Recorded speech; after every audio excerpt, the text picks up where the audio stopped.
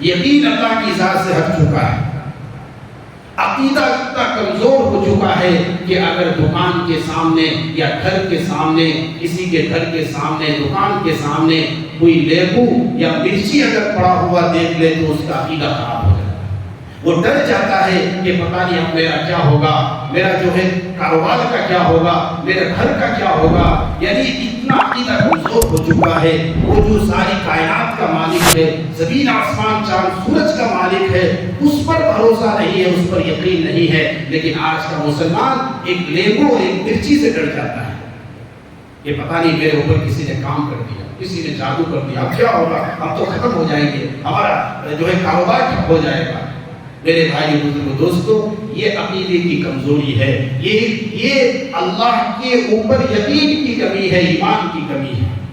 اسی چیز کو ختم کرنے کے لیے اور ایک اللہ پر ایمان اور یقین کو مضبوط کرنے کے لیے ابراہیم علیہ السلام نے اسی مقصد کی طرف لوگوں کو بلایا کہ یہ تم جو نفع نقصان کا مالک پتھر کے بتوں کو بنا رکھے ہو، ایک بے جان اور لاچار چیزوں کو تم سمجھتے ہو کہ یہ تمہیں نفع اور نقصان پہنچا سکتے ہیں، اس عقیدے کو ختم کرو۔ نفع اور نقصان میرے اللہ کے ہاتھ میں ہے۔ میرے بھائی بزرگوں دوستو، آج بہت سارے نوجوان اپنے ہاتھوں میں دھاگا لگاتے ہیں، اجمیر شریف اور نہ جانے کہاں کہاں جاتے ہیں اور ان کے ہاتھوں پہ دھاگا لگا دیا جاتا ہے اور وہ یہ سمجھتے ہیں کہ یہ دھاگا مجھے نقصان سے بچا سکتا ہے، میری حفاظت کر سکتا ہے۔ کتنا عقیدہ کمزور ہے، کتنا عقیدہ کمزور ہو چکا ہے کہ اللہ کی ذات جو کتنی بڑی طاقت کا مالک ہے، سارے آسمان زمین چاند سورج پوری دنیا کے نظام کو وہ چلا رہا ہے، اس عقیدے والا، ایسا ایمان رکھنے والا، وہ اگر اپنے ہاتھ پر دھاگا رکھتا ہے اور وہ یہ سوچتا ہے کہ اس سے ہماری حفاظت ہوگی، یہ ہمیں خطرات سے بچا سکتا ہے، تو میرے بھائیوں یہ شرک نہیں تو اور کیا ہے۔ اپنے عقیدے کو سدھارنے کی ضرورت ہے، عقیدوں کو مضبوط کرنے کی ضرورت ہے۔ میں نے پہلے بھی یہ بتایا ہے کہ ایک بے نمازی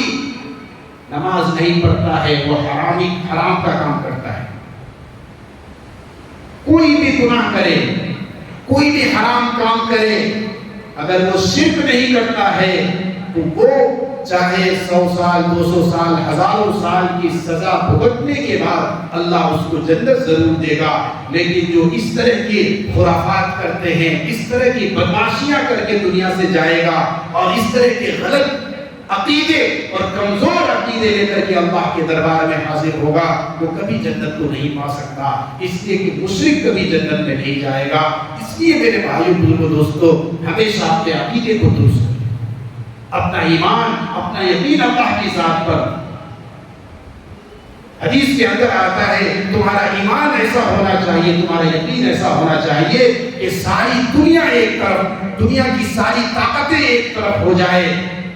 اور وہ تمہیں نقصان پہنچانا چاہے اور تیرے رب کی مرضی اگر اس میں شامل نہ ہو تو تمہیں وہ نقصان نہیں پہنچا سکتے، اور اگر تمہیں ساری دنیا اس کی طاقتیں تمہیں فائدہ پہنچانا چاہے اور اگر تیرے رب کی مرضی اور تیرے رب کی منشا اس میں شامل حال نہ ہو تو اس دنیا کی ساری طاقت تمہیں نفع بھی نہیں پہنچا سکتی۔ یہ ایمان والے کا عقیدہ ہونا چاہیے۔ اس لیے میرے بھائیوں بزرگوں دوستو، ان خرافات سے باہر نکلیے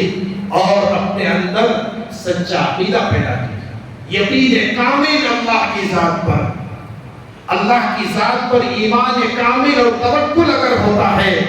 تو پھر اللہ تعالیٰ ایسے ایسے معجزے دکھاتے ہیں، ایسے ایسے کرشمے اور کرامات دکھاتے ہیں، ایسے ایسے غیبی نصرت اور مدد کو نازل کرتا ہے، انسان حیران رہ